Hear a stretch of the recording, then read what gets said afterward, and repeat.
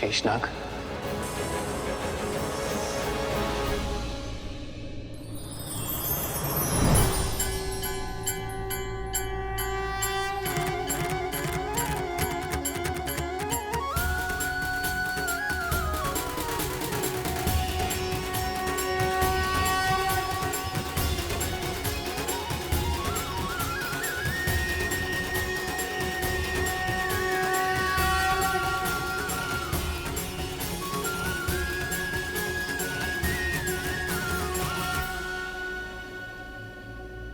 प्रभु, संसार के हर सत्य को जानने वाले नारायण को मैं भला क्या सत्य के दर्पण दिखाऊंगा। अब आज्ञा दे दीजिए प्रभु। धरती पर मेरा कार्य समाप्त हुआ। ये जो कुछ भी घट रहा है, ये सब नियति का लिखा है, जो आप ही ने निर्धारित किया है प्रभु। संसार के संचालन के लिए, जगत के कल्याण के लिए, ताकि मैं आपसे पूर्व वैकुंठ जाकर आपके आने की तैयारी कर सकूं। वर्षों से सुने पड़े वैकुंठ को आपके आगमन के लिए सज्ज कर सकूं। आपकी प्रतीक्षा में बैठी माता लक्ष्मी की सहायता कर सकूं। अब मानव मोह त्याग हर भाव से ऊपर उठ जाइए प्रभु, और अपने इस सेवक को जाने दीजिए, अपना धर्म निभाने दीजिए। वो जो हठ में प्रतिज्ञा लिए बैठा है, वो केवल श्री राम का छोटा भाई लक्ष्मण ही नहीं, स्वयं नारायण के सेवक शेषनाग का रूप भी है।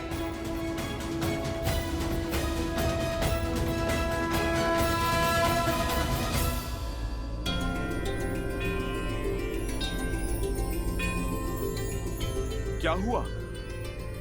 अब तक तुम बस सोच ही रहे हो, या फिर इस संकट से निकलने का कोई हल भी सूझा? वो सूझा। अति उत्तम। तो फिर बताओ क्या हल है? हल नहीं, केवल हल निकालने का मार्ग सूझा है। ठीक है, कोई बात नहीं। अब जो सूझा है वही बता दो। पिताश्री कहते हैं, जब समस्या का हल ना मिले तो एकाग्रता से ध्यान देना चाहिए।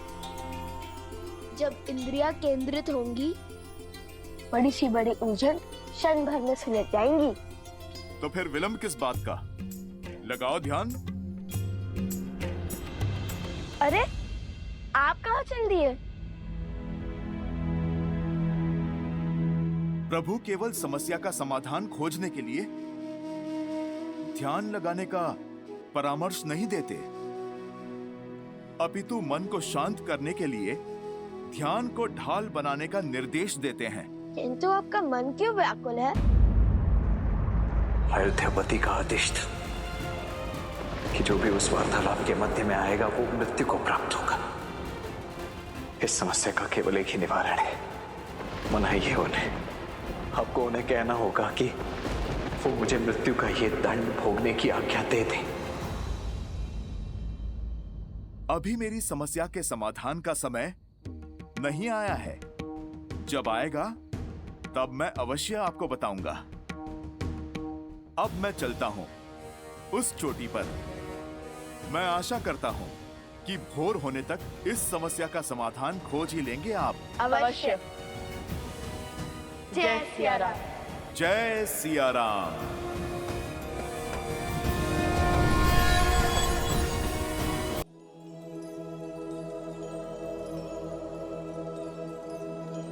लक्ष्मण भैया,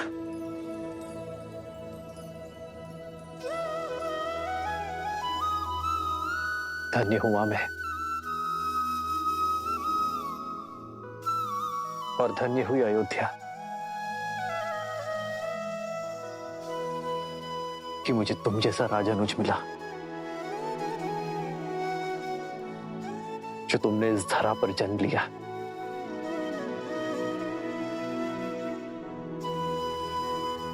जाओ लक्ष्मण, मैं तुम्हें जाने की आज्ञा देता हूं। धन्यवाद भैया। जिससे खोलंका तीर कल्पे रघुराई, उसे खो देने की बेला विकट अब आई,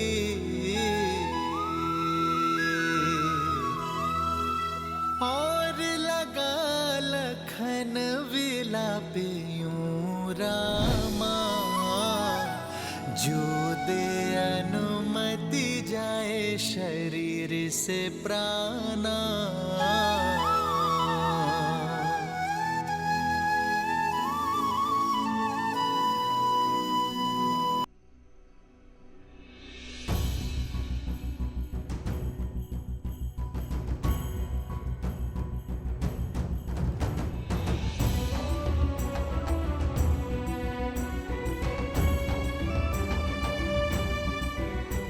सुमित्रा,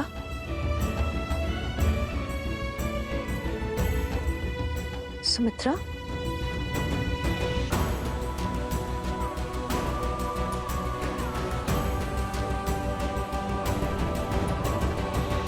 सुमित्रा, अंजल त्याग कर तुम इतनी देर से मंदिर में क्यों बैठी हो?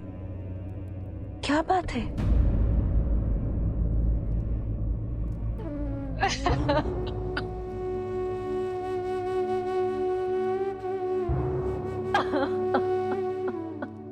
बस सुमित्रा, बस शांत हो जाओ। मुझे बताओ क्या हुआ है?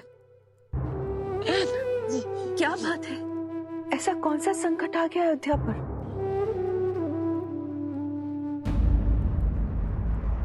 ये श्वेत वस्त्र किसके लिए है? आर्य के लिए।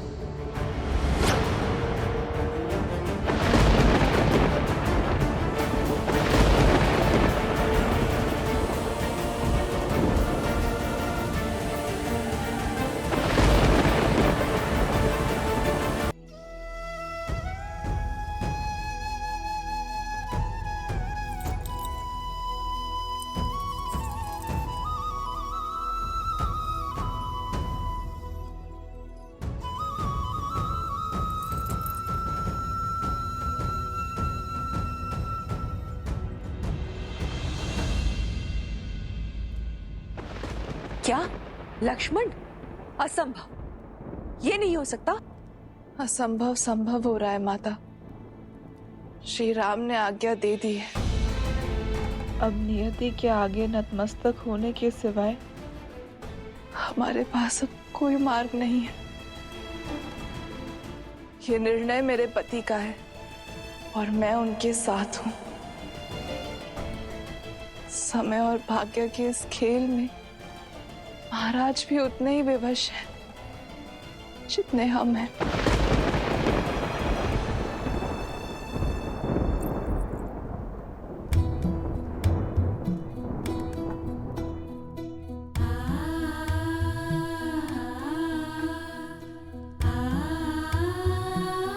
मेरे स्वामी अयोध्या की सुरक्षा के लिए अपने प्राण न्यौछावर कर रहे हैं। यदि वो इस त्याग की पराकाष्ठा पार नहीं कर पाते तो आज अयोध्या ऋषि दुर्वासा के क्रोधा अग्नि में जल रही होती। अब अश्रु क्यों बहा रही है? आपको तो प्रसन्न होना चाहिए कि ऐसे महान पुरुष आपके पुत्र हैं, मेरे स्वामी हैं, अयोध्या के रक्षक हैं।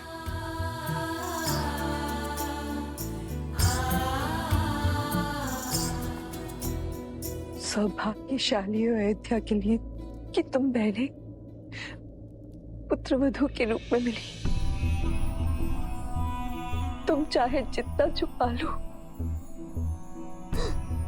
तुम्हारी व्यथा का आभास है मुझे।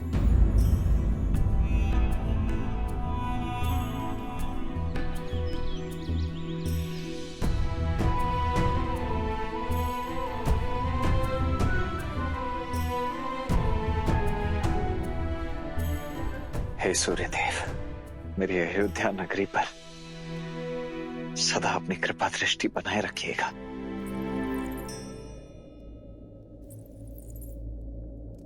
उर्मिला,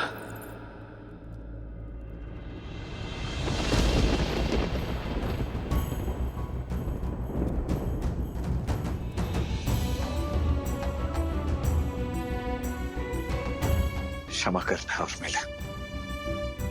आयु के इस पड़ाव को तुम्हारे साथ बिताना चाहता था मैं, किंतु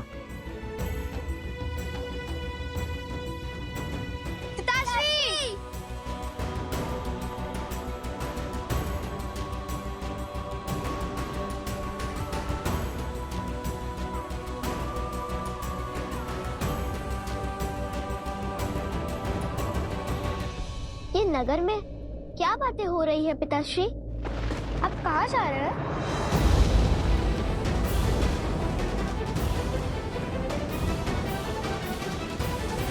कहाँ जा रहे हैं? जीवन की सबसे लंबी यात्रा पर।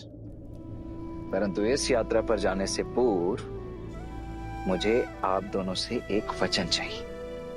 दोगे मुझे?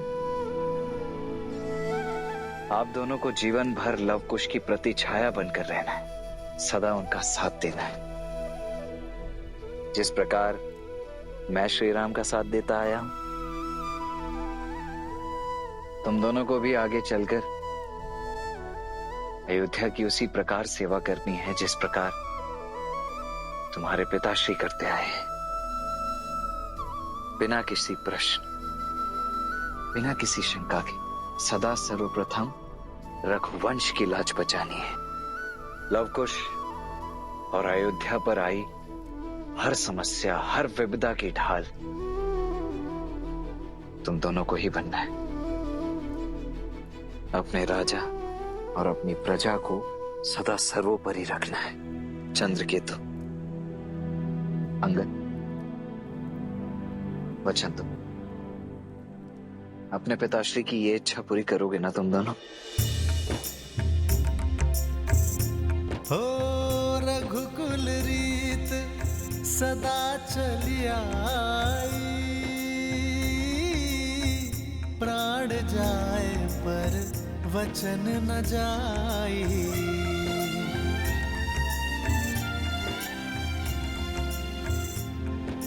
पुत्र,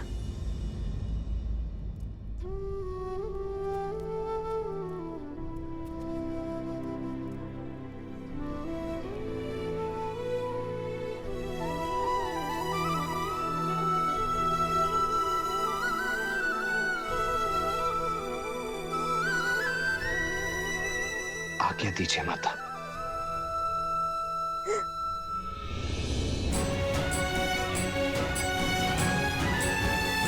नहीं माता, संभालिए स्वयं को। बस अश्रु से नहीं माता, प्रसन्न मुख विदा कीजिए अपने इस धर्मवीर पुत्र को।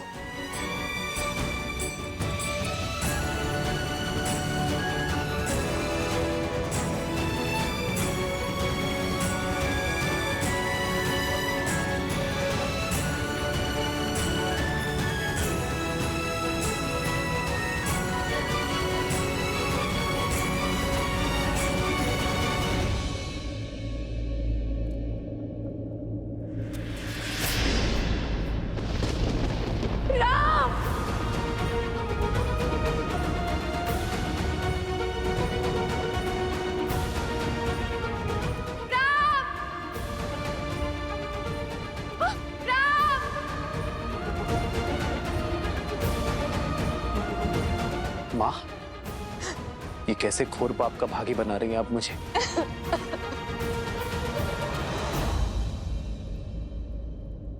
राम,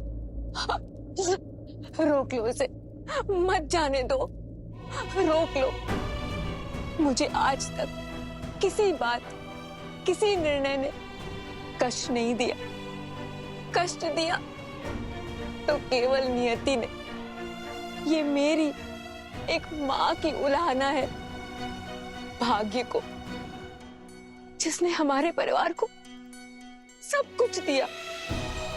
वैभव, धन, सम्मान, शक्ति नहीं दिया तो केवल सुख,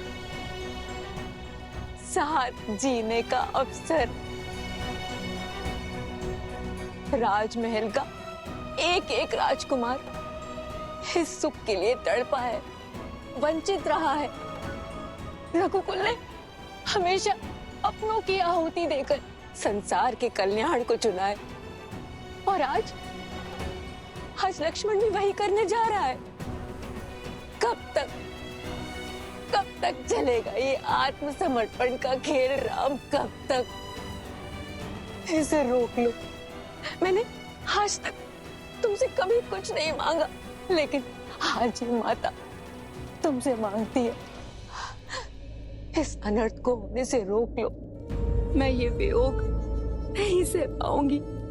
मैं अपने पुत्र को मृत्यु का आलिंगन करते नहीं देख पाऊंगी।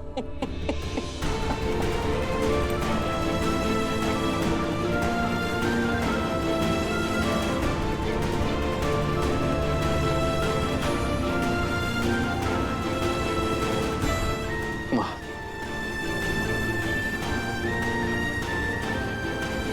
बैठिए माँ।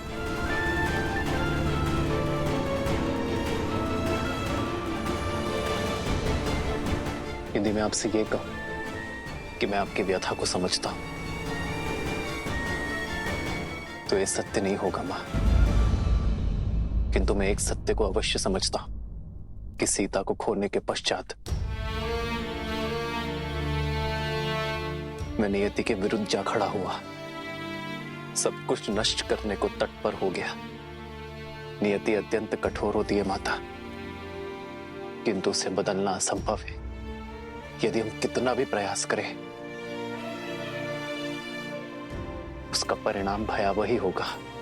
हर घटना के पीछे किसी नियति का ही उद्देश्य होता है मां। सीता का युग स्वतः जाना हम सबके लिए जितना दुखदायी था, आने वाले युगों स्त्री के सम्मान के लिए वो उतना ही सुखदायी होगा। जब जब स्त्री स्वयं को इस पृथ्वी पर निर्बल पाएगी, तब तब वो सीता को स्मरण कर अपने भीतर हर परिस्थिति से लड़ने की जोर जलाएगी। सीता वो बल उनके भीतर बनकर बहेगी जो उनका सामर्थ्य बनेगी। उसी प्रकार जब एक भाई दूसरे भाई को छलेगा, उसके प्रति द्वेष और अनादर का भाव रखेगा, तब तब उसे लक्ष्मण का नाम, उसका जीवन, उसके त्याग का स्मरण होगा। जब जब एक भाई दूसरे भाई की ओर अपना विश्वास खोने लगेगा, तब तब लक्ष्मण वो खोया विश्वास बनकर उनके भीतर बहेगा। मैं जानता हूं मां कि अयोध्या में जो कुछ भी घटा है वो असहनीय है, किंतु कदाचित जो दुख, जो पीड़ा, जो परीक्षाएं हम झेल रहे हैं, वो इसलिए ताकि आने वाली पीढ़ियों को ये कष्ट ना झेलना पड़े, ताकि हमारा जीवन उनके लिए उदाहरण बन सके, ताकि हमसे सीख लेकर वो अपना जीवन उचित ढंग से जी सके। फिर मानव जीवन तो होता ही है उदाहरण प्रस्तुत करने के लिए मां। हमसे सीख लेकर ही तो आने वाली पीढ़ियां अपना निर्वहन कर सकती है। इसलिए मेरी आपसे हाथ जोड़कर विनती है मां,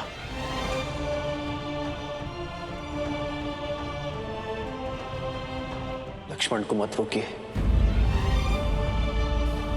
उसे वो उदाहरण सिद्ध करने दीजिए मां। भैया,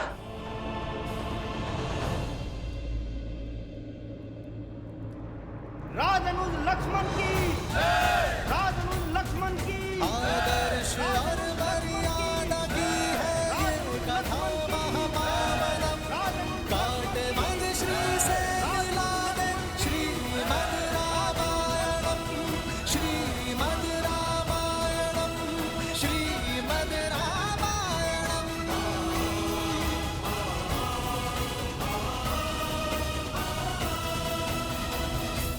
अयोध्या मेरी जन्मभूमि, मेरी कर्म भूमि, मेरी परम शक्ति, मेरे प्राण, मेरा सर्वस्व। ये लक्ष्मण अयोध्या की इस पावन धरा का एक सेवक था, एक योद्धा था और सदा रहेगा। ये माटी, ये पवन, ये रथ चक्र के चिन्ह, ये सब मेरे जीवन के एक अभिन्न अंग रहे हैं।